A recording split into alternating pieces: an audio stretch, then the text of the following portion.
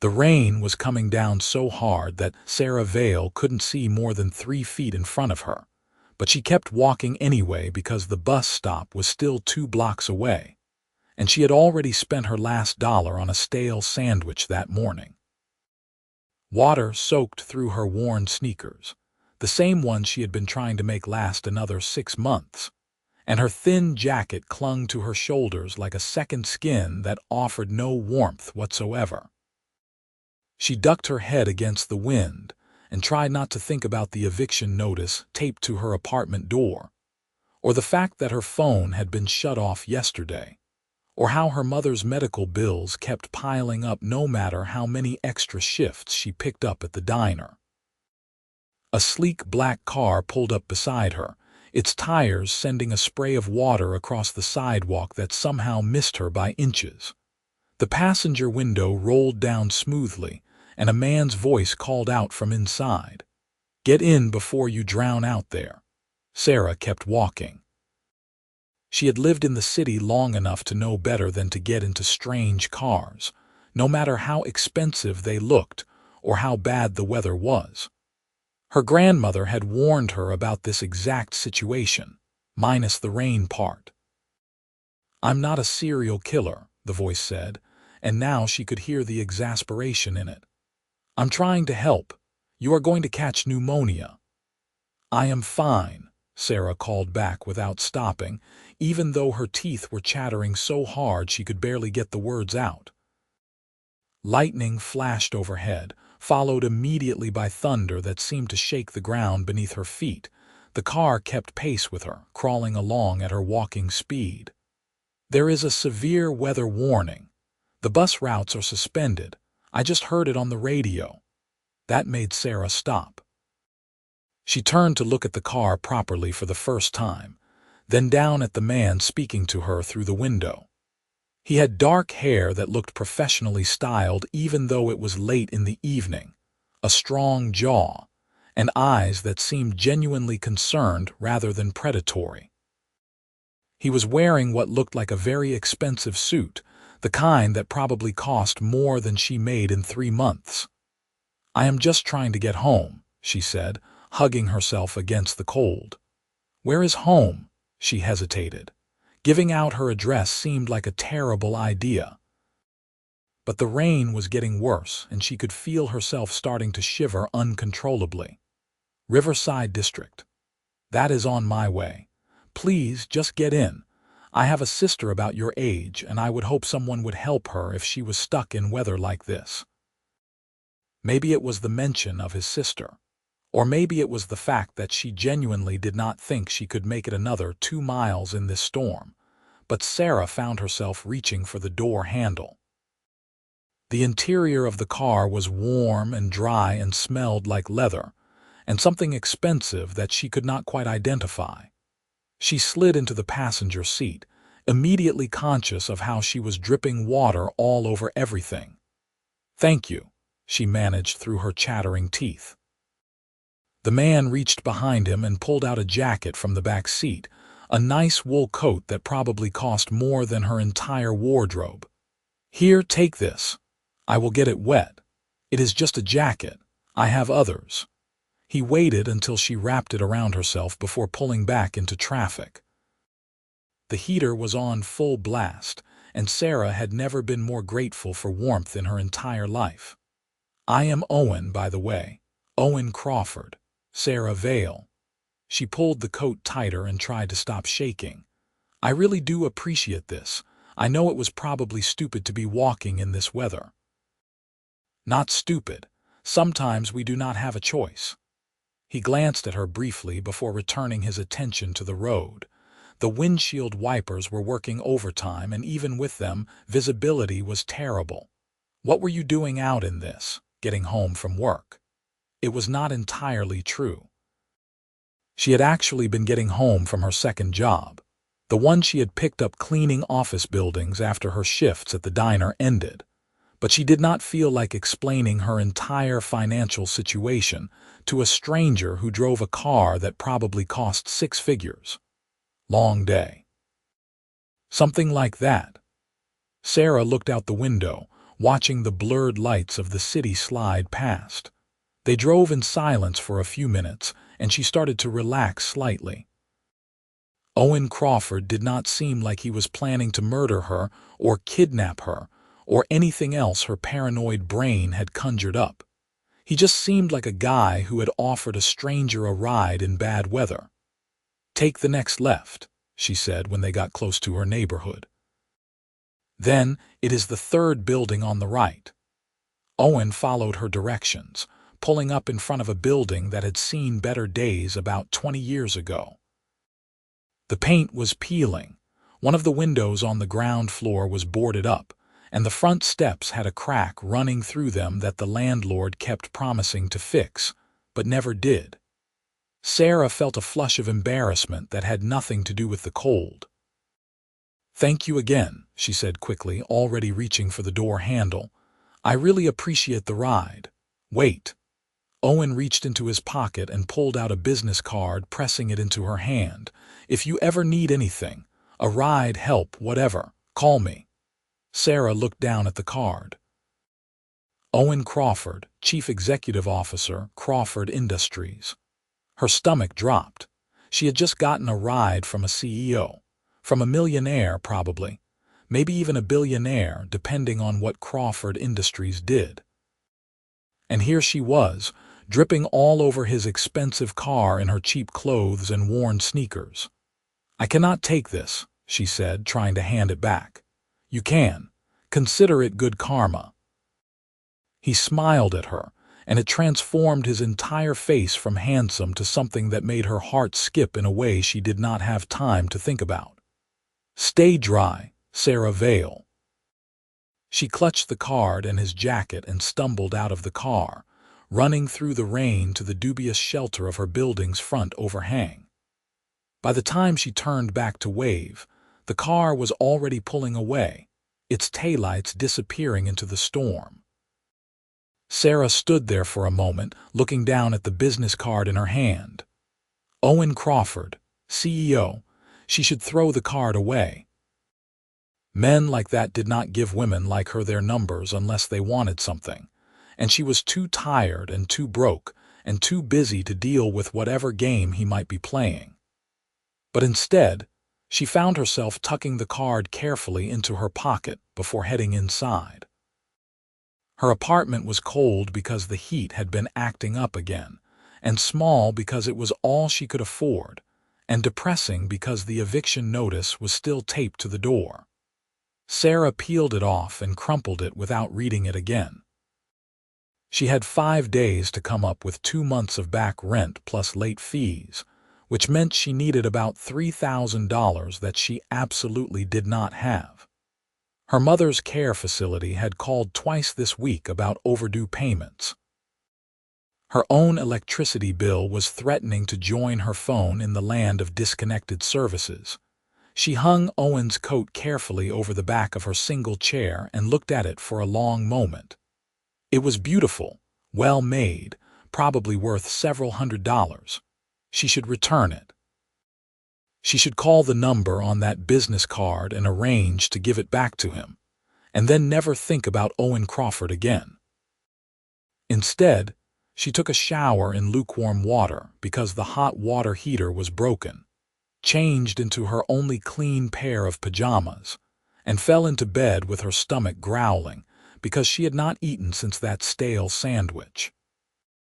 Tomorrow she would figure out what to do about the rent and the bills and her mother and everything else. Tonight, she just needed to sleep, but sleep did not come easily. Every time she closed her eyes, she saw Owen Crawford's face, the genuine concern in his expression, the way he had smiled at her like she was worth smiling at. She thought about the business card in her jacket pocket and wondered what would happen if she actually called it. Nothing good, probably. Men like him did not end up with women like her, except in fairy tales, and Sarah had stopped believing in those a long time ago. The next morning came too early, signaled by her battery-powered alarm clock since her phone was still disconnected. Sarah dragged herself out of bed, got dressed in her diner uniform, which really needed to be washed, but she had not had quarters for the laundromat, and stared at Owen's coat hanging on her chair. She should return it today. She should just drop it off at his office or something. She grabbed the coat, the business card, and her apartment keys, then headed out into a morning that was bright and clear like the storm had never happened. The diner was a 30-minute walk from her place, and she made it with 5 minutes to spare before her shift started. "You look terrible," her coworker Melissa said by way of greeting. Melissa had been working at the diner for 15 years and had the tired eyes to prove it. "Rough night," something like that. Sarah tied her apron and grabbed her order pad. "What section do I have?" "Counter and tables 1 through 6. It is already slammed, so buckle up." The morning rush was exactly as brutal as Melissa had warned.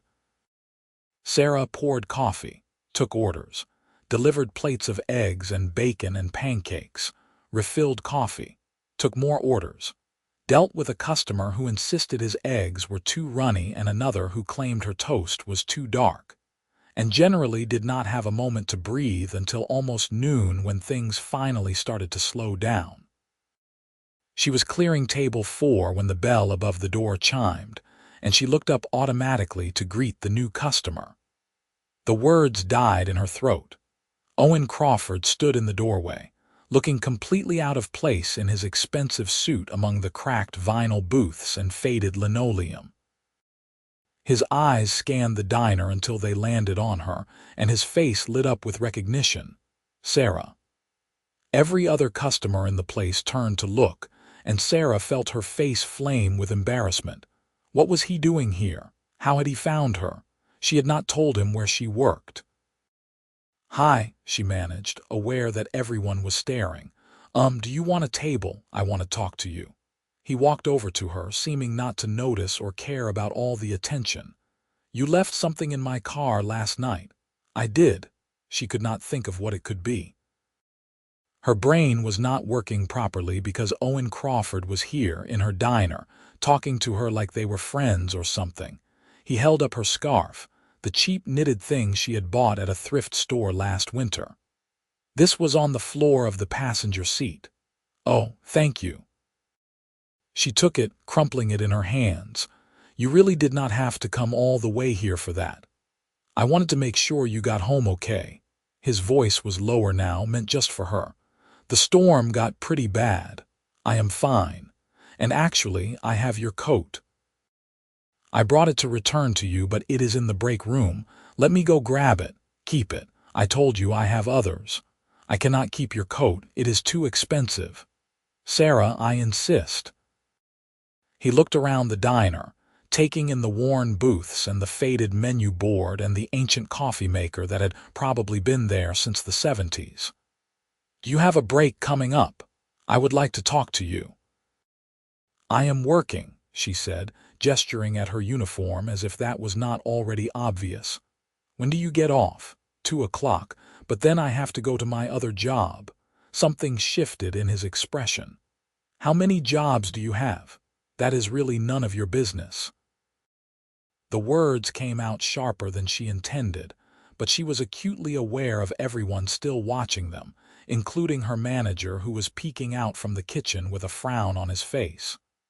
"Look, thank you for returning my scarf, but I really need to get back to work. Have dinner with me." Sarah blinked. "What? Dinner? Tonight? Let me take you out." He said it like it was the most natural thing in the world, like he asked struggling waitresses to dinner every day. "I cannot. I have to work my second job until 10 and then I am exhausted. Tomorrow night then." "Why?" The question burst out before she could stop it. "Why would you want to have dinner with me? You do not even know me." "I would like to." His eyes were steady on hers, and Sarah felt something flutter in her chest that she firmly told herself was indigestion from the stale sandwich yesterday. "Is that so hard to believe?" "Yes," she said bluntly. "You are a CEO, I am a waitress. We live in completely different worlds. So, that does not mean we cannot have dinner together." He pulled out another business card, writing something on the back of it. "This is my personal cell. Think about it. If you change your mind, call me." He pressed the card into her hand, his fingers warm against hers for just a moment, and then he was gone, walking out of the diner and leaving behind a wake of whispered conversations and speculative looks. Who was that? Melissa demanded the second the door closed behind him. "Nobody," Sarah said automatically, shoving the card into her apron pocket. "Just some guy." "That was not just some guy. That was a man in a suit that probably costs more than my car. Where did you meet him?" "He gave me a ride home last night when I got caught in the storm." Sarah grabbed a rag and started wiping down table 4 even though it was already clean. "It is not a big deal. He came all the way here to return a scarf. That is a big deal, honey." Melissa's voice was knowing. "And he asked you out. I saw that part. I am not going." "Why not? When was the last time you went on a date?" Sarah could not actually remember. Before her mother got sick, definitely. Before the medical bills started piling up and she had to pick up extra jobs and her entire life became about work and survival. "I do not have time for dating." "You do not have time not to. Look at you, Sarah. You are 24 years old and you look 40. When was the last time you did something just for yourself?" "I am fine," Sarah said, but her voice lacked conviction. She was not fine. She was drowning and everyone could see it except apparently her. The rest of her shift passed in a blur. She kept touching the business card in her pocket, pulling it out to look at the number Owen had written on the back in neat, precise handwriting. She thought about throwing it away. She thought about calling him. She thought about how stupid it would be to get involved with someone so far outside her world that they might as well be from different planets.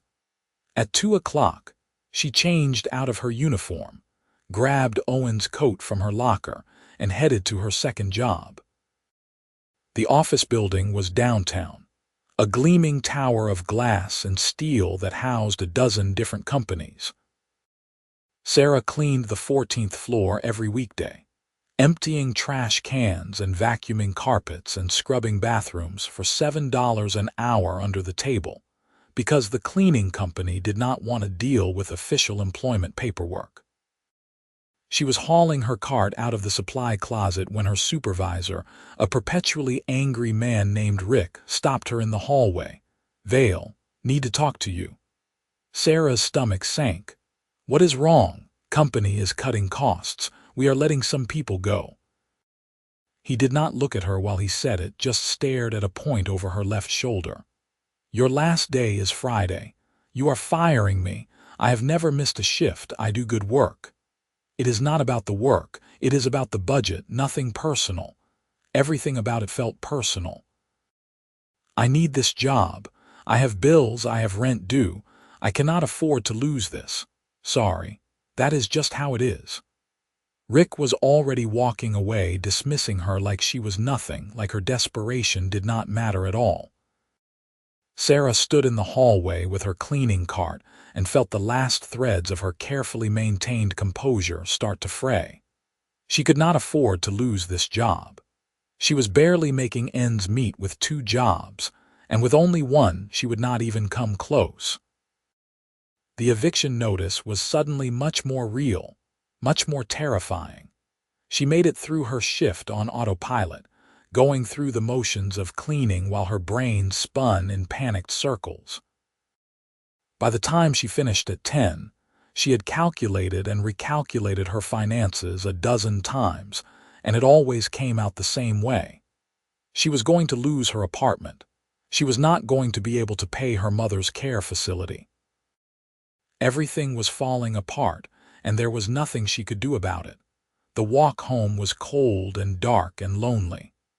Sarah clutched Owen's coat against her chest and thought about the business card still in her pocket. "Call me if you need anything," he had said. But what could he possibly do? Give her money? That was ridiculous. He did not even know her, and she had too much pride to beg from strangers, even wealthy ones who showed up at her diner with her forgotten scarf. Her apartment felt smaller and sadder than ever when she let herself in. She hung Owen's coat back on the chair and pulled out his business card, staring at the phone number. Before she could talk herself out of it, she walked down to the building's lobby where there was a pay phone that still worked, fed in her last quarters, and dialed. The phone rang 3 times before Owen picked up. "Hello, it is Sarah. Sarah Vale from the diner." Her voice came out shakier than she wanted. "You said to call if I needed anything." "Sarah, is everything okay? It is late." "I know, I am sorry, I should not have called." She was already regretting this, already reaching to hang up. "No, do not hang up. Talk to me. What is going on?" And somehow, standing in her dingy apartment building lobby at nearly 11 at night, Sarah found herself telling Owen Crawford everything. About the eviction notice and the medical bills, and losing her second job, and how she did not know what to do anymore, because she was so tired and so scared, and she had been holding it together for so long, but she did not think she could hold on much more. Owen listened without interrupting, and when she finally ran out of words, there was a long pause before he spoke. "How much do you need?" "What?" "For the rent, for the bills. How much?" "I am not asking you for money," Sarah said quickly. "That is not why I called. I do not know why I called. I am sorry. This was stupid." "Sarah, listen to me. I want to help. Let me help." "Why? You do not know me. I am nobody to you." "You are not nobody." His voice was firm, certain. "And maybe I want to get to know you. Let me help with the rent and the bills, and in exchange, have dinner with me tomorrow. Let me take you out properly." "You want to pay my rent in exchange for a date? That sounds like something else entirely." "No." He sounded almost frustrated now. "I want to help you because you need help and I can provide it. The dinner is because I like you and I want to spend time with you. 2 separate things. I cannot let you pay my bills. That is insane." "Why is it insane? I have the money. You need it." "What is wrong with helping someone when you have the means to do so?"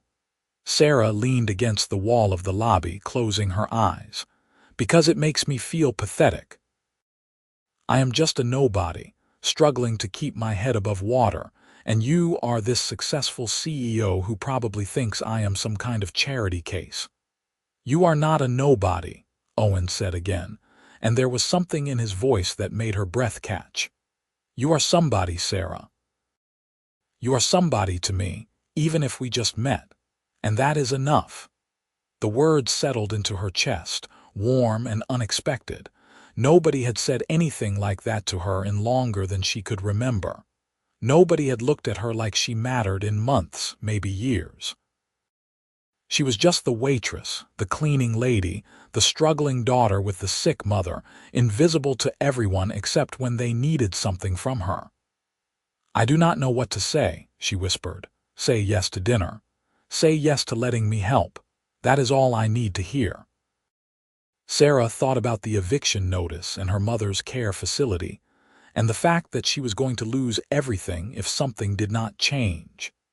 She thought about Owen showing up at the diner just to return her scarf, about the genuine warmth in his eyes when he looked at her. She thought about how sometimes you had to let yourself be helped, even when pride said otherwise. "Okay," she said finally. "Okay, yes, to dinner and to the help, but I am paying you back, every cent. I do not know how long it will take, but I will pay you back. We can discuss the details tomorrow. What time do you get off work?" 6. "I will pick you up at your place at 7. Wear something nice if you want, but you would look beautiful in anything." Sarah felt her face heat even though he could not see her. That is a pretty line. It is the truth. She could hear the warmth in his voice. "Get some sleep, Sarah. Everything is going to be okay." After they hung up, Sarah stood in the lobby for a long moment, trying to process what had just happened. She had a date tomorrow with a millionaire CEO who had just agreed to help her with her rent and bills. It felt like a dream, or maybe a really elaborate scam that she was going to wake up from any minute. But when she went back to her apartment and saw Owen's coat still hanging on her chair, solid and real, she thought that maybe, possibly, this was actually happening. She had no idea what she was getting herself into, but for the first time in months, she felt something that might have been hope. The next day dragged by with excruciating slowness. Sarah's shift at the diner was busy enough to keep her hands occupied but not her mind, which kept drifting to the evening ahead. Melissa noticed her distraction and cornered her during their afternoon break. "Okay, what is going on with you?" "You have been weird all day. I have a date tonight." Melissa's eyebrows shot up. "With suit guy from yesterday. His name is Owen. And yes, I knew it. I knew he was not just returning a scarf. Where is he taking you? I have no idea. He just said to wear something nice." Sarah looked down at her worn uniform, "Which is a problem because I do not own anything nice." "What size are you?" "6. Why?" "Because I have a dress that would be perfect. My daughter left it here last time she visited. Come home with me after your shift and try it on." An hour later, Sarah was standing in Melissa's tiny bathroom, staring at herself in the mirror. The dress was simple but elegant, a deep blue that brought out her eyes, with a fitted waist and a skirt that fell to just above her knees. It fit her perfectly, hugging her curves in a way that made her look like someone who went on dates with millionaire CEOs. "You look gorgeous," Melissa said from the doorway.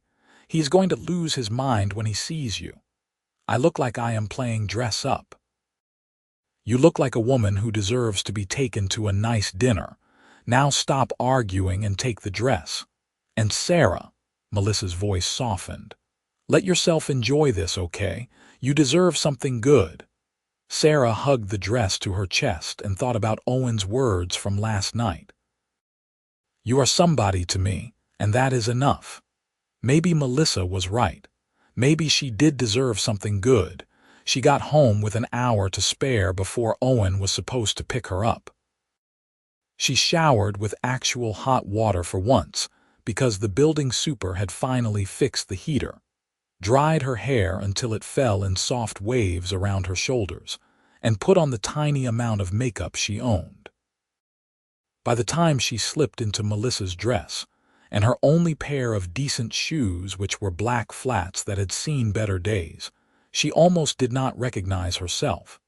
Owen knocked on her door at exactly 7 o'clock. When Sarah opened it, his expression was worth every moment of nervousness she had felt all day. "You look stunning," he said, and the way he said it made her believe it might actually be true. "Thank you. You look nice too." Nice was an understatement. He was wearing dark slacks and a button-down shirt that probably cost more than her monthly rent, and he looked like he had stepped out of a magazine, ready to go. Sarah grabbed her thin jacket, the only one she owned besides Owen's coat, which she still needed to return, and followed him down to his car. He opened the passenger door for her like a real gentleman, and she slid into the leather seat that she remembered from the rainy night 2 days ago. It felt like a lifetime ago already. "I made reservations at a place downtown," Owen said as he pulled away from her building. "But if you would rather go somewhere else, we can change plans. Downtown is fine. I have never really been to any of the nice restaurants there." "Then I am glad I get to take you." He glanced at her, smiling. "I want a night to be special." The restaurant he took her to was the kind of place Sarah had only seen in movies. There was an actual host in a suit who greeted Owen by name, and soft lighting and tablecloths that were probably worth more than her weekly paycheck. Sarah felt completely out of her depth as they were led to a quiet table in the corner, away from the main dining room. "This is too much," she said once they were seated. "It is dinner, not too much at all." Owen picked up the wine menu, glancing at it briefly before setting it aside. "Do you drink wine?" "Not really. I mean, I have had it before, but I am not fancy about it or anything." His lips quirked in a way that might have been amusement.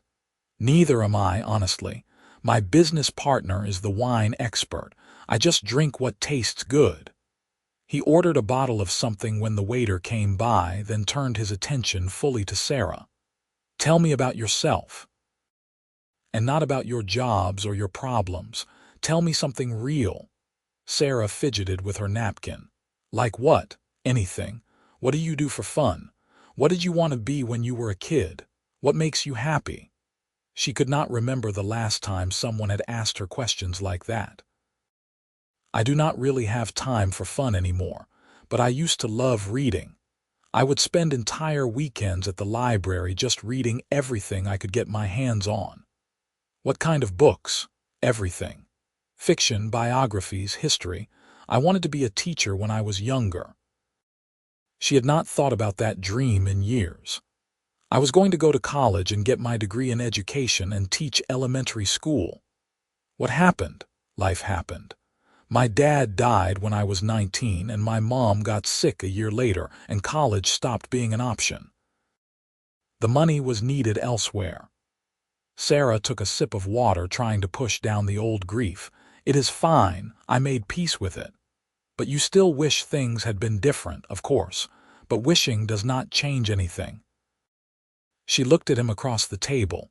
This man she barely knew who had somehow become tangled in her life in the span of 48 hours. "What about you? Did you always want to be a CEO?" "No. I wanted to be a carpenter like my grandfather. He used to build furniture in his garage, these beautiful pieces that would last forever. I loved working with my hands, creating something from nothing." Owen's expression grew distant. "But my father had other plans. Crawford Industries has been in the family for 3 generations, and I was expected to take over." "You regret it?" "Sometimes. But I have made the company into something I can be proud of. We do good work. We treat our employees well, and we give back to the community. That counts for something."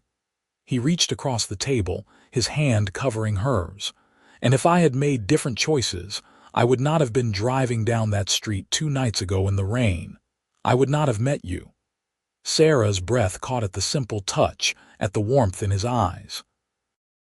"You do not even know me. I am getting to know you, and so far I like everything I am learning." His thumb brushed across her knuckles. "You are strong, Sarah, stronger than you give yourself credit for. Not everyone could handle what you are dealing with. I am not handling it very well. I called you in a panic last night, remember? You reached out when you needed help. That takes courage." Owen squeezed her hand gently before letting go as the waiter approached with their wine. "Now let's enjoy dinner and stop talking about serious things for a while." The food was incredible. Course after course of dishes that Sarah could not even pronounce but tasted like nothing she had ever experienced. Owen was easy to talk to, funny and attentive and genuinely interested in what she had to say. He told her about growing up with 2 sisters who terrorized him, about the time he tried to run away from home at age 10, and made it all the way to the end of the block before his dog ratted him out, about his terrible attempts at learning to cook that had resulted in 3 fire alarms and a ban from his mother's kitchen. Sarah found herself laughing, really laughing, for the first time in what felt like forever. The weight she had been carrying seemed lighter somehow, less oppressive. For a few hours, she was not the struggling waitress or the worried daughter or the woman about to be evicted. She was just Sarah, having dinner with a man who made her feel seen.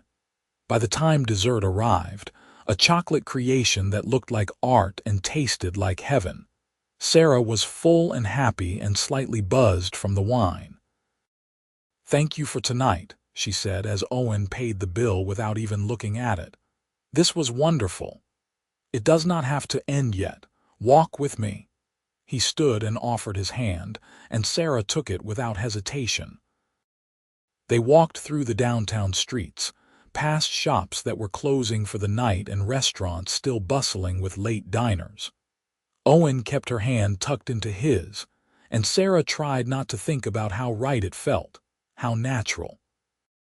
The night air was cool but not cold, and the city lights sparkled above them. "Can I ask you something?" Sarah said after they had been walking for a few minutes. "Anything." "Why me? And do not say it is because you like me, because you do not really know me well enough to like me yet. There has to be more to it." Owen stopped walking, turning to face her on the sidewalk. "You want the truth, always. When I saw you walking in the rain that night, you looked so determined, so fierce. Like nothing was going to stop you from getting where you needed to go, not the weather or the cold or anything else. And when you got in my car, you did not act impressed by the money or the fancy interior. You just thanked me and tried to protect my coat from getting wet." He touched her face, his fingers gentle against her cheek. "You are real, Sarah.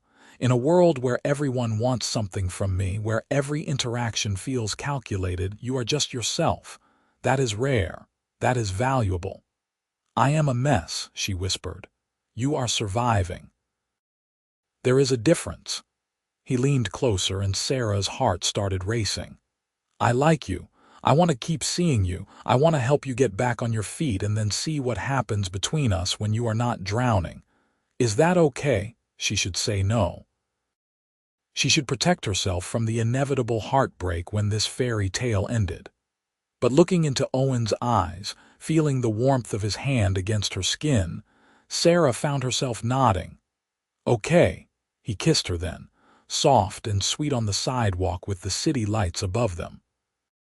Sarah felt it all the way to her toes, a warmth that spread through her entire body and made her forget about everything except this moment, this man, this impossible thing that was happening. When they broke apart, Owen was looking at her like she was something precious.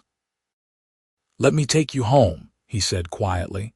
They drove back to her apartment in comfortable silence, Sarah's head spinning with everything that had happened.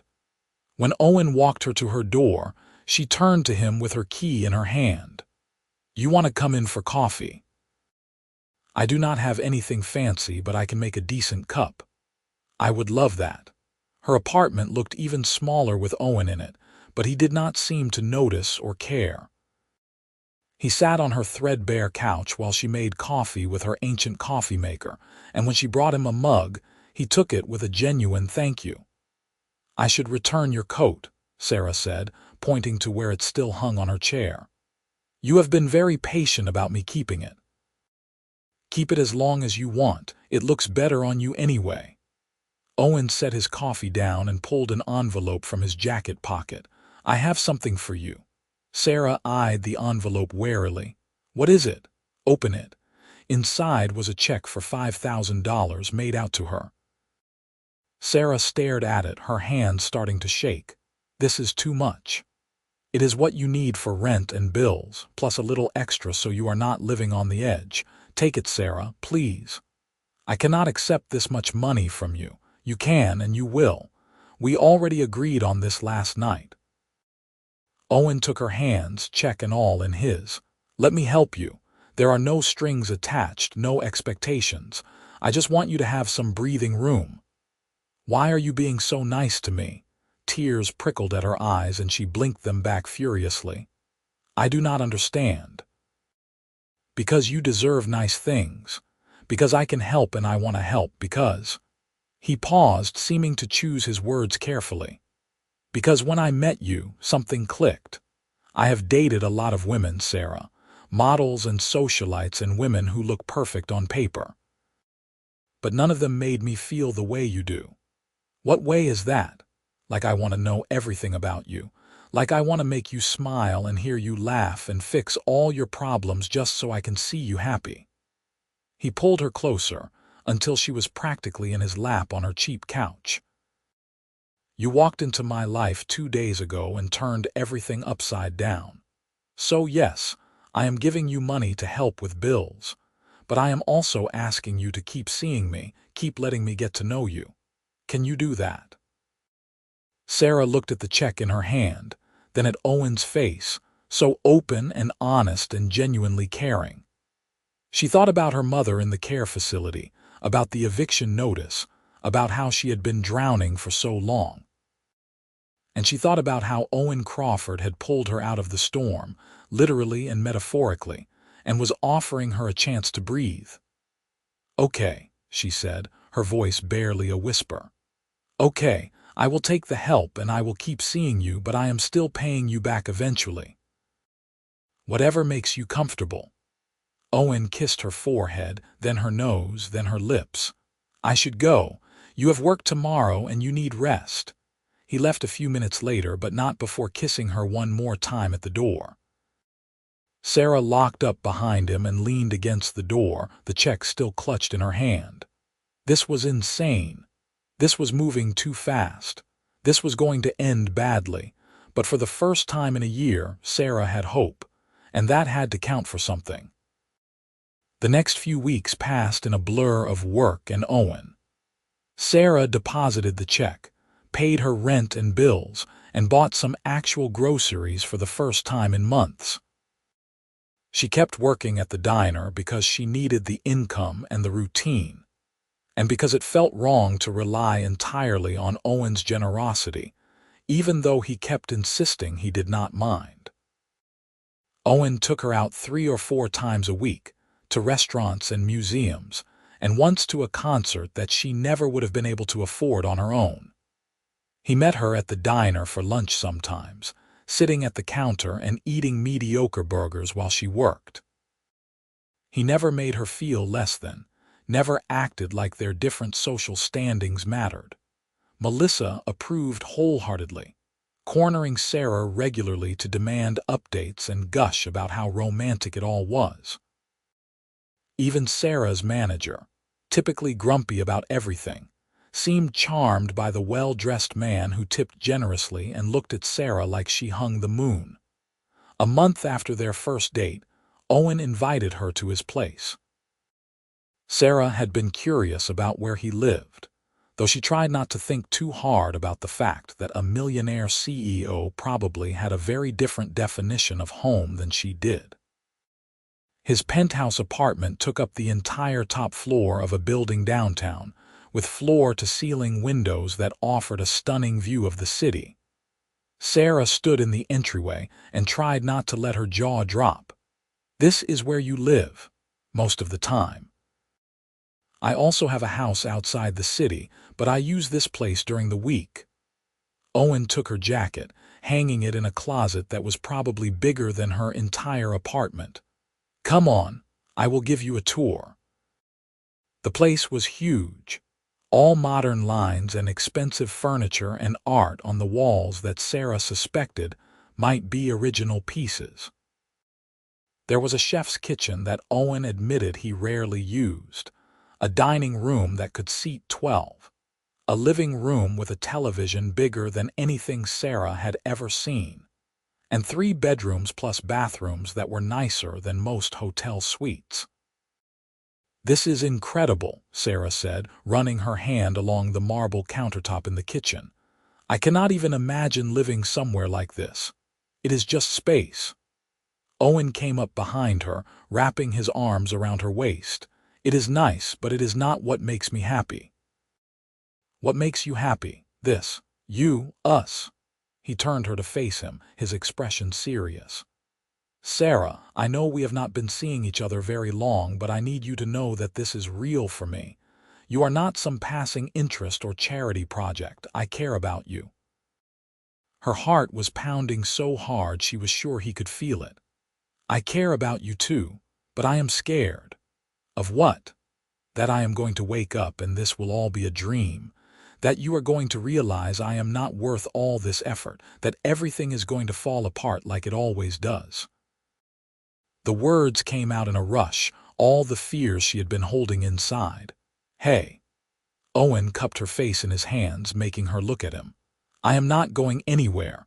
You are worth every effort, every moment.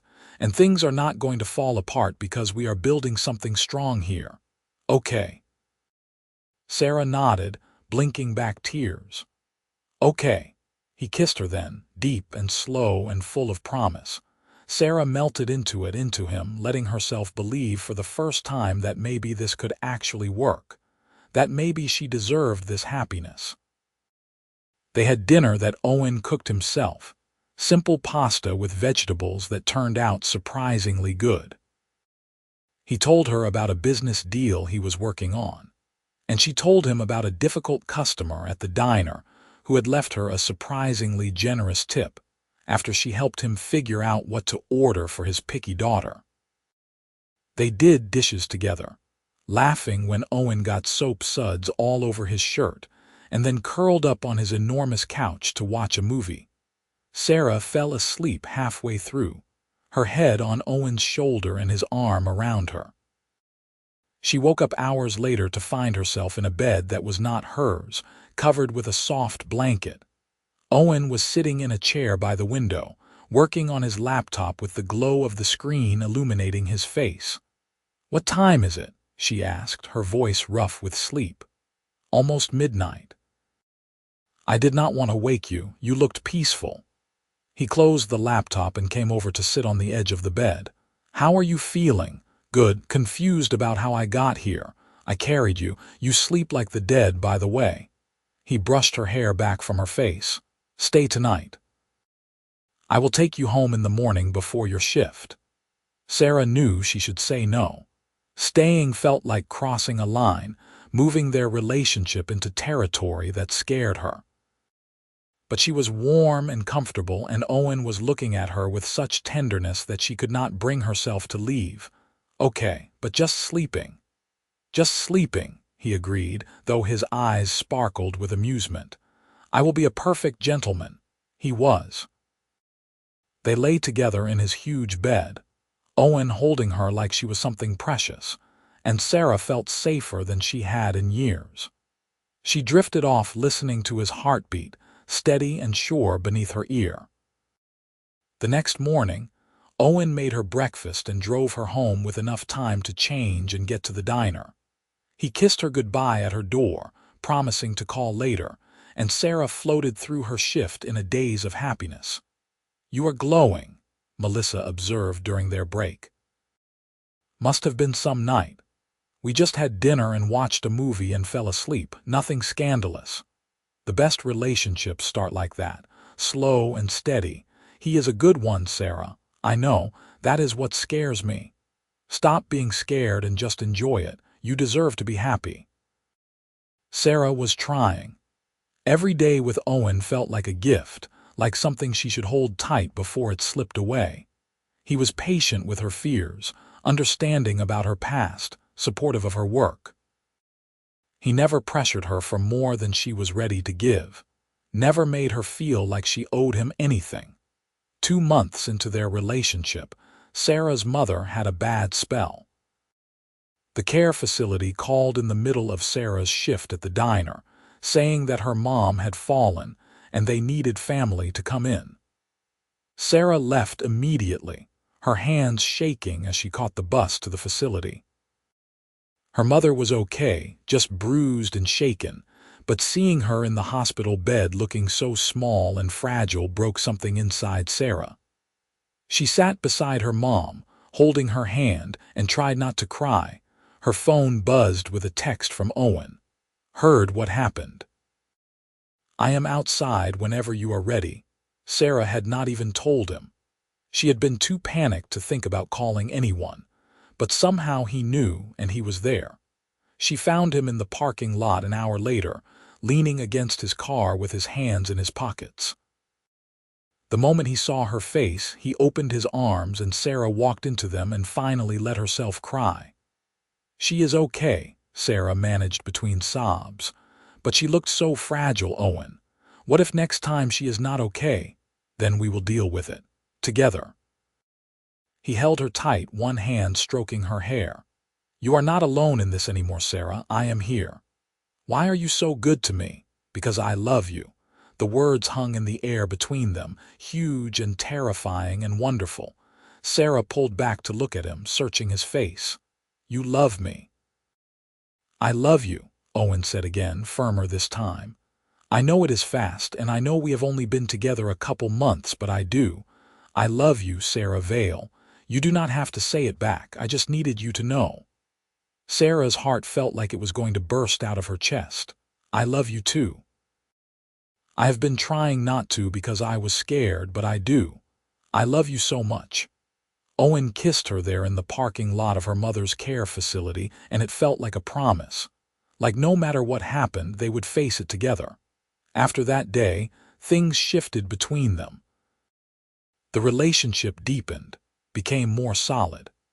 Sarah spent more nights at Owen's place than her own, her toothbrush finding a home in his bathroom and her clothes gradually migrating to his closet. He came to the diner almost every day, started to learn her coworkers' names and orders.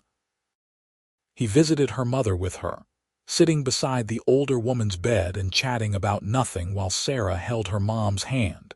3 months in, Owen sat her down at his kitchen table with a serious expression. I want to talk to you about something, and I need you to hear me out before you say no. Sarah's stomach dropped. That is a terrible way to start a conversation. I know, but this is important. He took her hands across the table. I want you to quit the diner. What? Why?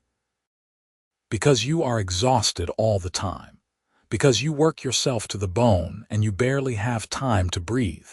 Because I can support us both, and there is no reason for you to keep killing yourself at a job that barely pays minimum wage. I cannot just quit my job and let you support me. That makes me a kept woman. It makes you my girlfriend who I love and want to take care of. Owen's grip on her hands tightened. Sarah, I am not saying you can never work again. I am saying take a break. Rest. Figure out what you actually want to do with your life without the pressure of survival hanging over your head. I do not know. That feels like too much. What if you went back to school? You said you wanted to be a teacher. Let me help you do that. Sarah stared at him. You want to pay for me to go to college. I want you to have the chance to pursue your dreams. Is that so terrible? It was not terrible. It was overwhelming and generous and absolutely terrifying. Sarah thought about the diner, about the long hours and the difficult customers and the ache in her feet at the end of every shift. She thought about her abandoned dream of teaching, of standing in front of a classroom and shaping young minds. Can I think about it? Of course. Take all the time you need. Owen brought her hands to his lips, kissing her knuckles. I just want you to be happy, Sarah, whatever that looks like. She thought about it for a week, weighing the pros and cons and her own pride against the reality of the opportunity Owen was offering. Finally, she made her decision. Okay, I will quit the diner and go back to school, but I am paying you back for tuition eventually, just like I am paying you back for everything else. You do not have to pay me back. I do, for my own peace of mind. Let me do this my way, Owen. He agreed, though she could tell he did not entirely understand her need to maintain some independence. Sarah gave her notice at the diner, ignoring Melissa's squeals of excitement, and started researching education programs at local universities. By the time their 6-month anniversary rolled around, Sarah was enrolled in classes, and Owen had convinced her to officially move into his penthouse. Her tiny apartment became a distant memory, though she kept it for another month just in case everything fell apart. It never did. School was harder than Sarah remembered, but also incredibly fulfilling. She loved her classes, loved learning about child development and teaching methods, and all the things she would need to know to be a good educator. Owen supported her completely, helping her study and letting her vent about difficult professors, and celebrating her good grades like they were his own accomplishments. Life fell into a comfortable rhythm. Sarah went to classes during the day and came home to Owen in the evenings. They cooked dinner together, watched movies, talked about their days. On weekends, they visited her mother or explored the city or sometimes just stayed in bed until noon because they could. Sarah had never been so happy. It was almost frightening how good things were, how stable.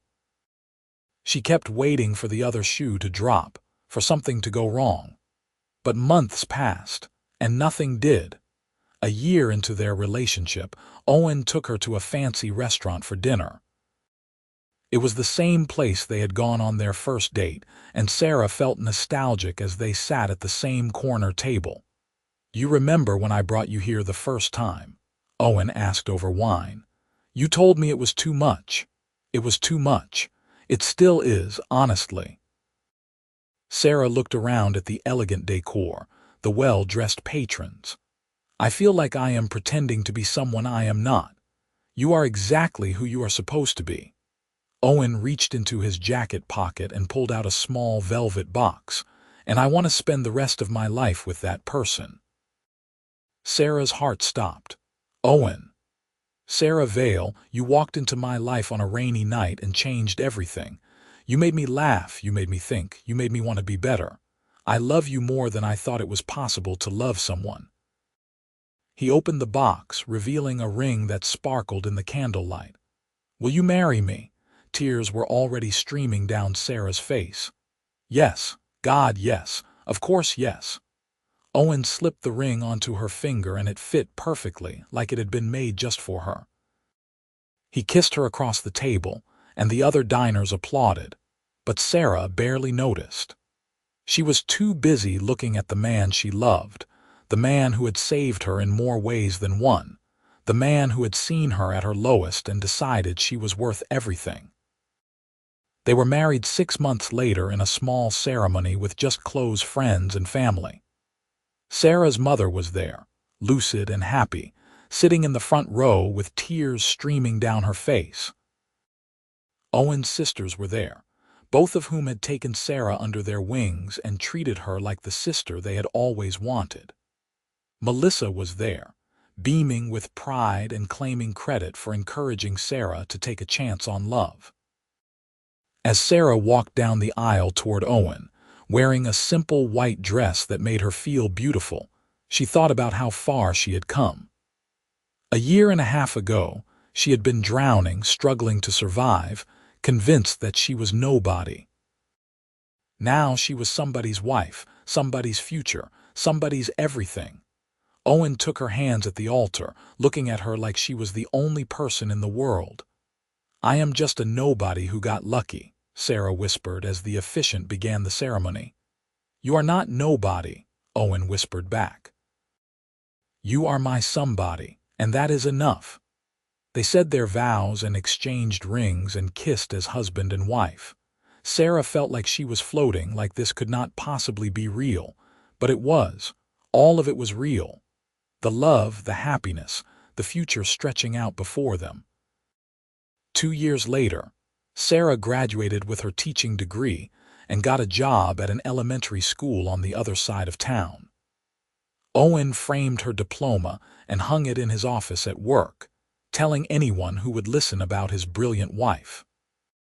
Sarah pretended to be embarrassed, but secretly she loved it. 3 years after that, they had their first child, a daughter with Owen's dark hair and Sarah's eyes. They named her Hope, because that was what Owen had given Sarah when she needed it most. A year after Hope came a son, James, who was loud and energetic and kept them on their toes. Sarah's mother passed away peacefully in her sleep when James was 2. It was sad but not tragic, because she had been sick for so long, and she had gotten to meet her grandchildren and see her daughter happy. Sarah grieved, but she was not alone. Owen was there every step of the way, holding her when she cried and taking care of the kids when she needed space. Life was not perfect. They had arguments about money sometimes, Sarah still uncomfortable with Owen's wealth even after years of marriage. They disagreed about parenting styles and how often to visit Owen's family and whether they should get a dog. But they worked through it, always coming back to the love that had brought them together in the first place. On their 10-year anniversary, Owen took Sarah back to the street where they had first met.